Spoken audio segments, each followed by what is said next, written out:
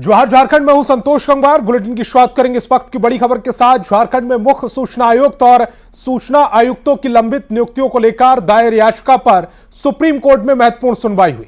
Supreme court ने सुनवाई के दौरान महत्वपूर्ण निर्देश जारी किया।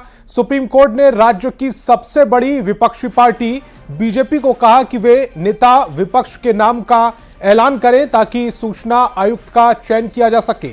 नेता प्रतिपक्ष इस चयन समिति का एक महत्वपूर्ण सदस्य होता है, लेकिन झारखंड विधानसभा चुनाव के बाद यह पद खाली है। कोर्ट की सुनवाई के दौरान कहा कि झारखंड में अभी तक नेता विपक्ष नहीं है।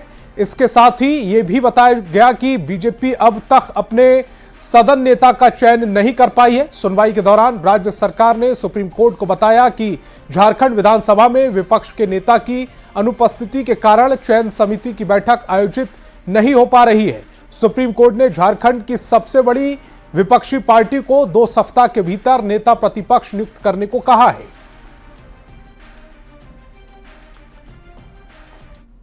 और मुख्यमंत्री हेमंत सोरेन की अध्यक्षता में हुई कैबिनेट की बैठक में 9 एजेंडों पर मुहर लगी। कैबिनेट की बैठक में सभी 265 प्रखंडों के लिए शिक्षा प्रचार प्रसार पदाधिकारी नियुक्ति किए जाने के प्रस्ताव पर मुहर लगी है।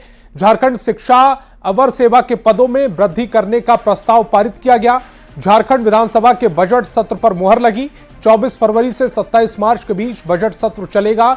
डीजीपी के चयन के लिए नई नियमावली का गठन किया गया है। एक समिति का गठन किया जाएगा जिसमें हाईकोर्ट के 2 रिटायर्ड जज होंगे। रिटायर्ड पुलिस महानिरीक्षक आरजीपीएससी के प्रमुख भी रहेंगे। उत्पाद विभाग के सदन प्रसाद को आर्थिक पदोन्नति देने का निर्णय लिया गया है। सूत्रों के हवाले से खबर है कि झारखंड विधानसभा में 3 मार्च को वित्तीय वर्ष 2025-26 का बजट पेश हो सकता है। आज मंत्रिपरिषद की बैठक में कुल 9 प्रस्तावों पर चर्चा हुई और स्वीकृति प्रदान की गई। झारखंड गठन के समय झारखंड राज्य को कुल 714 अवर शिक्षा सेवा के पद प्राप्त हुए थे और जिसमें से 2 विद्यालय में व्याख्याता के पद के रूप में चिन्हित थे और शेष 465 पद अवर शिक्षा सेवा संवर्ग के रूप में चिन्हित थे।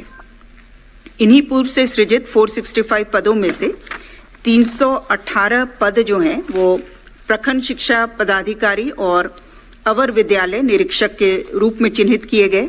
सभी 264 प्रखंडों के लिए प्रखंड शिक्षा पदाधिकारी और साथ ही साथ 54 अवर विद्यालय निरीक्षक।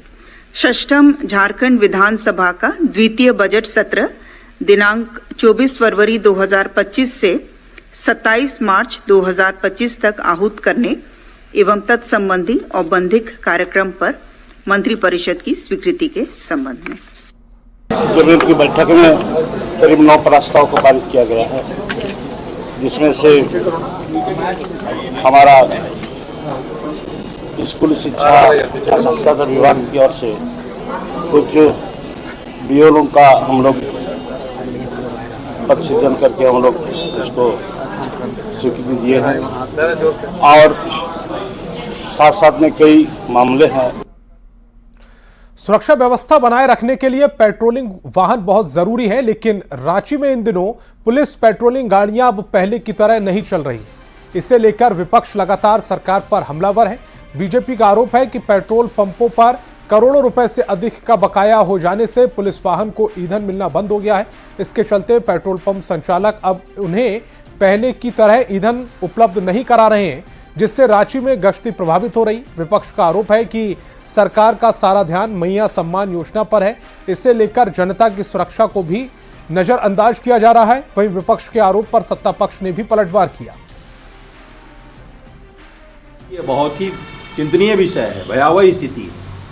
यह राज्य 25 वर्ष का हो गया और मैं नहीं समझता हूँ कि ऐसी स्थिति कभी, इतनी भयावह स्थिति कभी इस राज्य में आई होगी कि पुलिस वाहन में तेल भराने के पैसे नहीं मिल रहे हों और मैया सम्मान योजना को केवल धरातल पर उतारने के लिए दबाव में यह सरकार लग गई है और बाकी सारे विभाग के बजट जो है वो इसी योजना में शामिल कर दिए गए हैं। इसी का साइड इफेक्ट है कि आज पुलिस को तेल बनाने के पैसे नहीं मिल रहे। देखिए, विपक्ष क्या है कि विपक्ष एन केन प्रकारेण मैया सम्मान योजना के ऊपर लगातार प्रश्न खड़ा करते रही है और ये बहुत ही दुखदाई बात है कि विपक्ष को महिलाओं का सम्मान पच नहीं पा रहा है। विपक्ष को यह समझ नहीं आ रहा है कि इस राज्य की महिलाएं आर्थिक रूप से सबल बने। ये विपक्ष चाह नहीं रही है। झारखंड बीजेपी अध्यक्ष और पूर्व सीएम बाबूलाल मरांडी ने भी हेमंत सरकार को घेरा।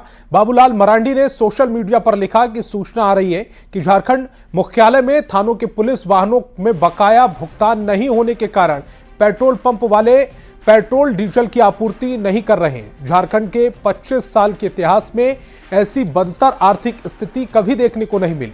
राज्य में जिस प्रकार से हत्या, लूट, बलात्कार, चोरी, डकैती की घटनाएं हो रही हैं, ऐसे में पुलिस की पेट्रोलिंग को बाधित करना राज्य को अपराध के मुंह में धकेलने जैसा है। ऐसा लगता है कि मैया सम्मान योजना में पीठ थपथपाने के लिए हेमंत सरकार ने सारे विभागों के बजट को डायवर्ट कर दिया है।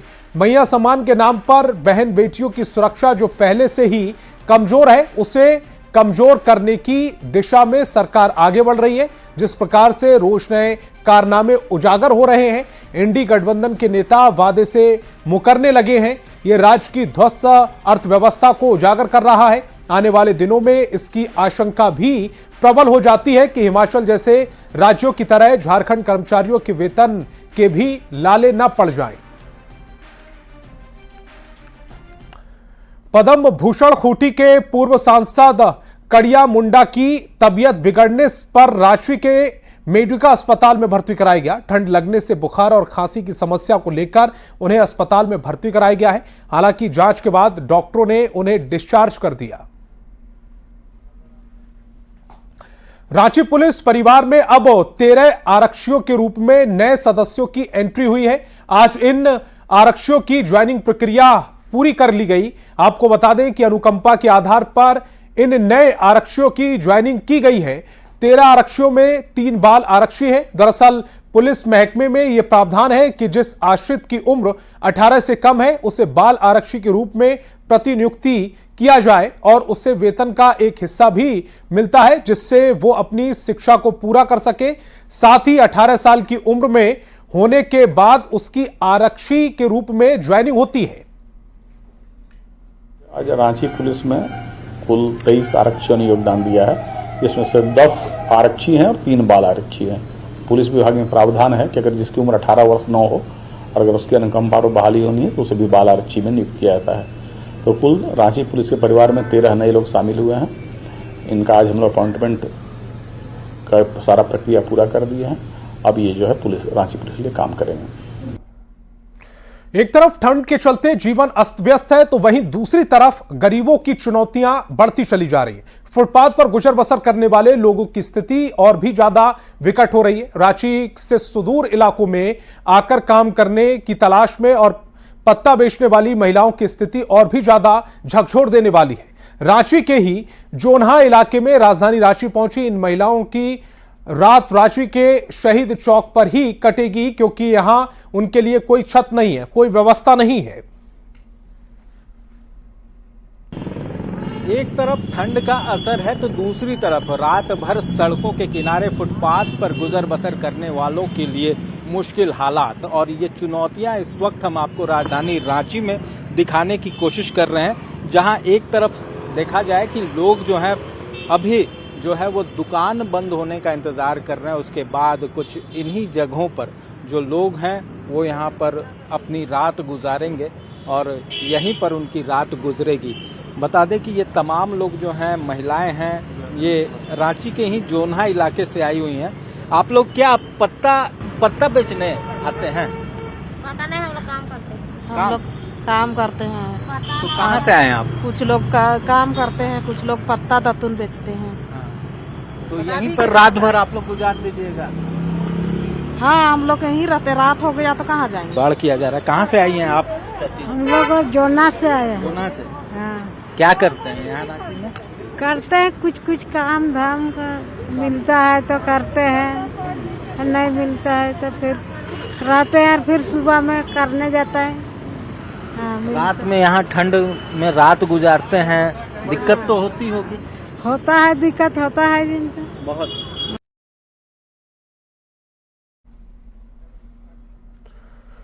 जमशेदपुर में ठंड को देखते हुए स्कूलों को बंद कर दिया गया। लोग बिना काम के शाम को घर से बाहर नहीं निकल रहे हैं। वहीं जू में भी जानवरों को ठंड से बचाने के लिए गर्म हीटर लगाए गए हैं और खाने पीने को लेकर खास ख्याल रखा जा रहा है। तस्वीरें सम आपकी टेलीविजन स्क्रीन पर हैं। जमशेदपुर जू की ये तस्वीरें हम आपको दिखा रहे हैं। स्पॉटेड एरिया है तो वहाँ पर हम लोगों ने पाल की व्यवस्था की है, जिससे कि वो जमीन में बैठे तो उनको ठंडा ना लगे। दूसरा, हमने वहाँ पर हेलोजन लाइट्स भी लगाई हैं, जिससे कि हेलोजन लाइट में एनर्जी निकलती है, तो उसका भी थोड़ा इम्पैक्ट पड़ता है। तीसरा, हम लोग जो अंदर कुछ दरवाजे खुले रखते हैं एनिमल्स के नाइट शेल्टर के, जिससे कि अगर एनिमल को लगे कि भाई बर्दाश्त नहीं हो रही तो वो अंदर आके भी रेस्ट कर सकता है। तो ये हिरन के लिए व्यवस्था है। जो हमारे कार्निवोर्स एनिमल हैं तो उनके लिए हम लोगों ने हीटर्स, कार्निवोर हैं, मंकीज़ हैं, वहाँ पर हमने ब्लोअर्स और हीटर्स लगाए हैं, जिससे कि उनको, और जो हमारे पक्षी हैं, पक्षियों में हमने बल्ब लगाए हैं। रांची में बाजार निकलने वाले के पांव चौक चौराहों पर अलाव को देखते हैं तो ठहर जाते हैं और कुछ देर अलाव का आनंद लेने के बाद ही आगे बढ़ पा रहे हैं। कुछ यही नजारा रांची के अल्बर्ट एक्का चौक पर देखने को मिला, जिसका जायजा लिया न्यूज़ 18 संवाददाता ओम प्रकाश ने। राजधानी रांची में एक बार फिर ठंड का कहर देखने को मिल रहा है। बता दें कि पिछले कुछ दिनों से ठंड से थोड़ी राहत जरूर लोगों को मिली थी, लेकिन आज से अगर बात की जाए तो ठंड का जो असर है वो कुछ ज्यादा ही देखने को मिल रहा है, जिससे कि आम जनजीवन भी प्रभावित हो रहा है। आप लोग अभी कहाँ से आ रहे थे और यहाँ पर ठंड में जो है उसे देखते हो अलाव का आनंद? बहुत अचानक ठंड बहुत बढ़ गया है। आनंद क्या, बहुत ही आनंद है। अच्छा ये तो हाँ, बहुत ही। ये हम तो जा रहे थे यहाँ रुक के देखे, थोड़ा सेक लिए, शरीर को राहत सेक लिए जी, तो थोड़ा बहुत अच्छा। क्या कल अलाव की व्यवस्था? कल की माहौल तो लग रही थी कि गर्मी आ जाएगी। कल जैसा मौसम था, आज अचानक ठंडा बढ़ गया। अरे यहाँ पे हम लोग बीमार पड़ेंगे क्या? यहाँ आग ताप रहे हैं और अपना बीमारी को दूर कर रहे हैं, ठंड को दूर। क्या भैया आप लोग ऑफिस से अभी निकले? हाँ, बस ऑफिस से निकल के अलाव का व्यवस्था देख के काफी अच्छा लगा। थोड़ा सा हाथ सेक के फिर घर को निकलेंगे। जो हाल के दिनों में जो स्थिति थी वो थोड़ा ठंड जो है उसकी लग रही थी विदाई होगी, लग रही थी। हाँ, वैसा तो लग रहा था कि अब रांची में ठंड पहले जैसा नहीं गिरेगा, अब खत्म। पर आज का माहौल जैसा ठंड लग रहा है वैसा लग रहा है कि अब ठंडा लगेगा कुछ। तो बहरहाल बात की जाए तो अलाव की व्यवस्था जो है वो कई चौक चौराहों पर राजधानी रांची में जरूर की गई है, जिसके वजह से लोग जो हैं वो थोड़ी राहत महसूस जरूर कर रहे हैं। लेकिन जिस तरह से ठंड का कहर फिर आज से शुरू हुआ है, लोग जो है वो कहीं ना कहीं उनका जनजीवन जो है वो अस्त व्यस्त जरूर हुआ है। कैमरा पर्सन संजीव तिवारी के साथ ओम प्रकाश, न्यूज़ 18 रांची। झारखंड के संथाल इलाके में बांग्लादेशी घुसपैठ का मामला अब सुप्रीम कोर्ट पहुंच गया है।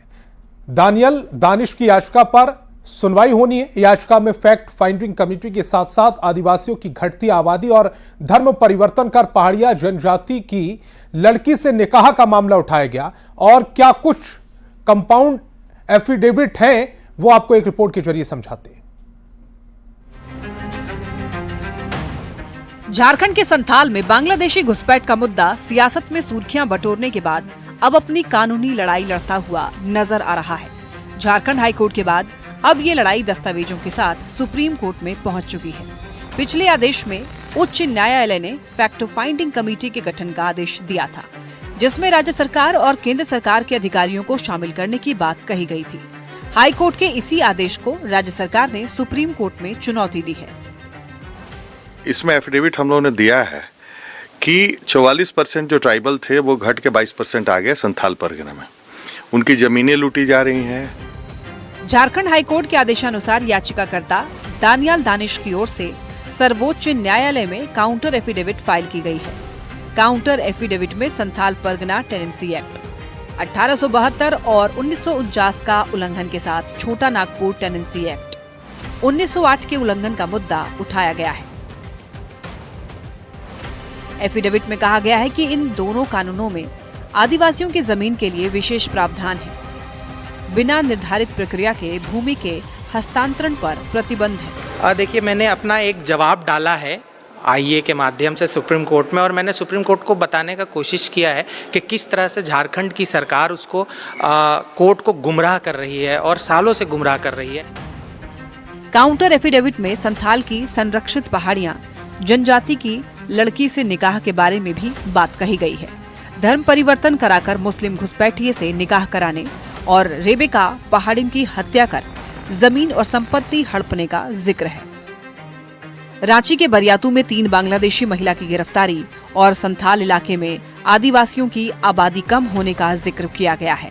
इसमें बताया गया है कि आदिवासियों की आबादी 44.67% से घटकर 28.11% हो गई है।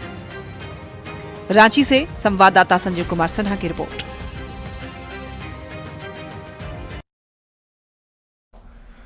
रांची के मोरहाबादी मैदान में 68वीं राष्ट्रीय खेलकूद प्रतियोगिता का आयोजन किया गया, लेकिन इस आयोजन में खिलाड़ियों की सुविधाओं को लेकर बड़ी लापरवाही सामने आई है। देश भर से आए खिलाड़ियों को 3 स्टार होटल में ठहरने के वादे के बावजूद उन्हें सरकारी स्कूलों में जमीन पर सोने को मजबूर करना पड़ा। खिलाड़ियों ने बाथरूम में गंदगी और पुरुष महिला का एक ही वॉशरूम होने पर आक्रोश जताया। पहले दिन थोड़ा सा इशू राउंड 1 का पहला हिट संपन्न हुआ और भी कार्यक्रम हो रहे थे, जिसमें पहले दिन ऐसा इस तरह का हम लोगों ने भी अनुभव किया था, लेकिन अभी कुछ भी ऐसा नहीं है। नगर निगम से भी हम लोगों को काफ़ी सहयोग मिल गया है और जो मूवेबल टॉयलेट्स वगैरह जो मंदिर मैदान वगैरह में पहले नहीं लगा पाए थे वो सब कुछ लग गया है। अभी कोई इशू नहीं है। इधर पूरा अच्छी है, बस बाथरूम अच्छी नहीं है, इतना स्मेल आते हैं, तो क्लीननेस नहीं है बाथरूम में, वो बहुत बड़ा प्रॉब्लम हो रही है हमको। तुम क्या मतलब किस गेम्स में हो? मैं एथलेटिक्स में 4x100 में हूँ। तुम्हारा खेल कब है?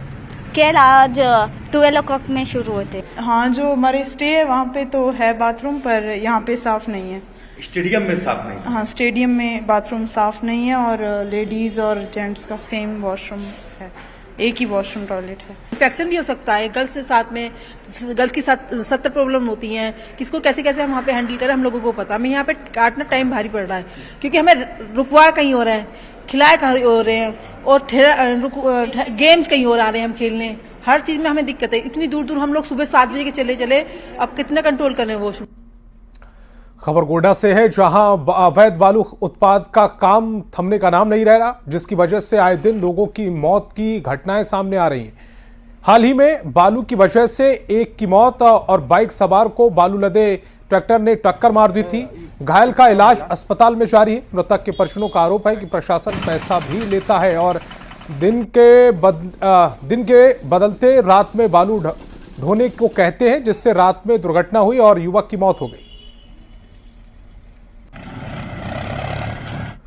सिमडेगा स्वास्थ्य विभाग टीबी मुक्त सिमडेगा बनाने के लिए टीबी मरीजों की खोज में सक्रिय है। Civil surgeon doctor Ramdev Paswan और टीम ने बानों के डलिया मार्चा जैसे दुर्गम जनजातीय क्षेत्र में स्वास्थ्य कैंप आयोजित किया। इस क्षेत्र में सड़क नहीं है, फिर भी टीबी मरीजों की जांच की जा रही है।